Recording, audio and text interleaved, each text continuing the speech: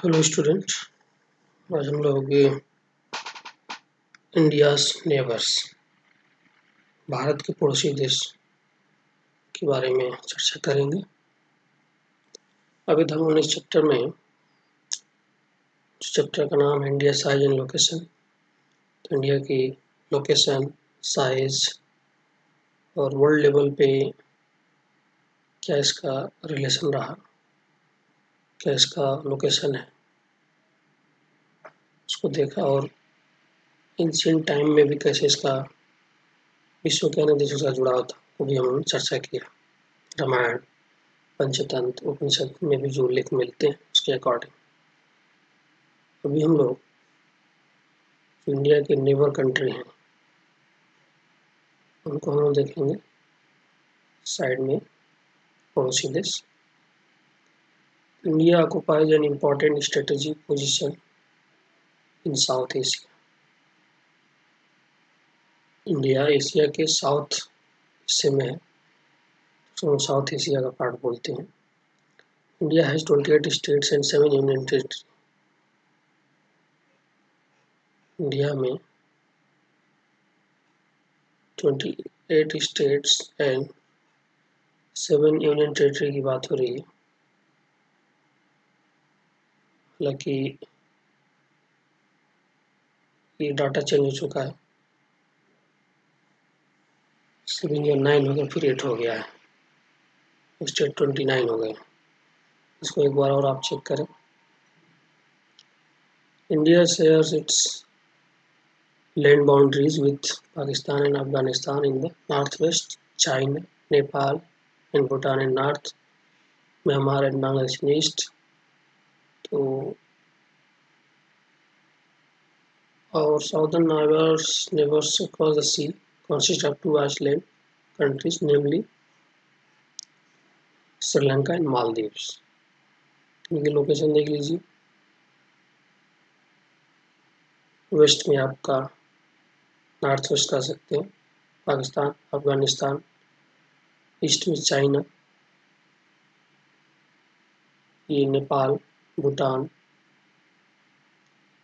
इधर म्यांमार, बांग्लादेश। और 2 state country ऐसे हैं जो आइसलैंड कंट्री हैं, उनका नाम है Sri Lanka and Maldives.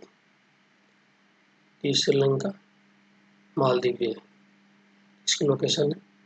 Sri Lanka is separated from India by a narrow channel of sea form by the Palk strait and gulf of Mannar, while Maldives Island was situated to the south of the Lakshadweep Island.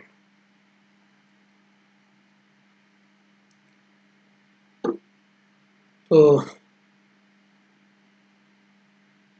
Bharat और श्रीलंका के बीच एक ही जो line है इसको हम लोग बोलते हैं जल संधि, पाक जल संधि। और मन्नार की खाड़ी इससे जुड़ा है इसका। मालदीव लक्षद्वीप के दक्षिण में स्थित है। लक्षद्वीप इसके दक्षिण में मालदीव स्थित है। ये लोकेशन है इनकी।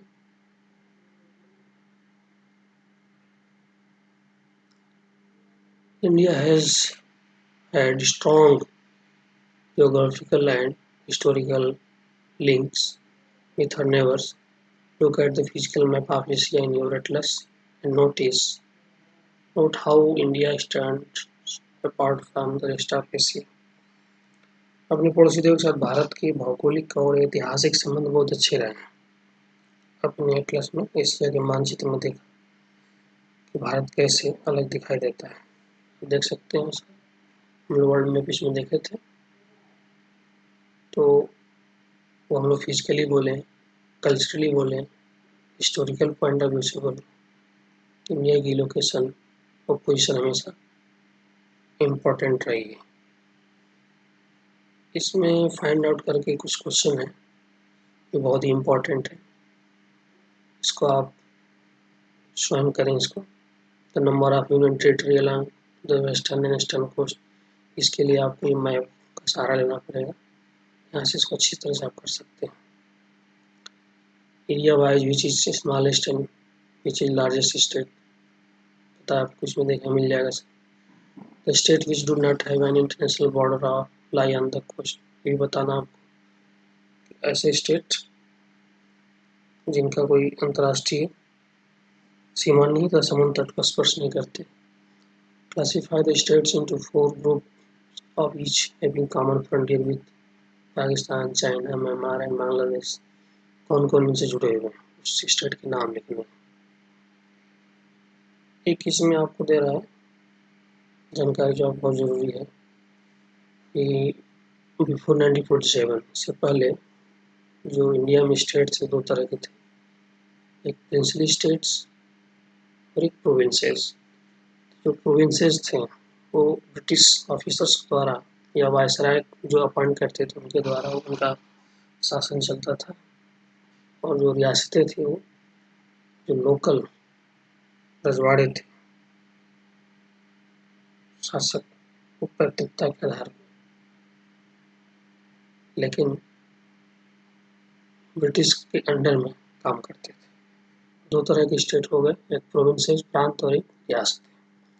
प्रांत अंग्रेजों द्वारा शासन था और रियासतें स्थानीय राजाओं द्वारा, शासकों द्वारा। इसमें एक और इंफॉर्मेशन इस मैप से देख सकते हैं। ये मैप आप जरूर ड्रा करें अपने नोटबुक में और एक बार थॉरली इसको पढ़ें तो आपको दिक्कत नहीं होगी।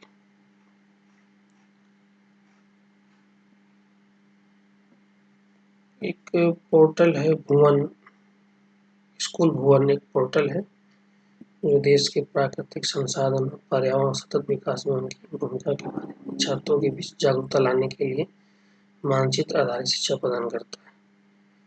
यह एनसीईआरटी पाठ्यक्रम के आधार पर भुवन NRSC इसरो की एक पहल है। इसके लिए आप भुवन ऐप applenrc.gov पे जा सकते हैं, वहाँ भी आपको मानचित्र मिलेंगे। इसका काम ही है कि इंडिया की जो भी स्टडी कराई जाए मैप का था। इस तरह का चैप्टर कंप्लीट हुआ। इसमें अभी क्वेश्चन करेंगे मैप की सहायता से, मैप का हेल्प लेकर। Thank you.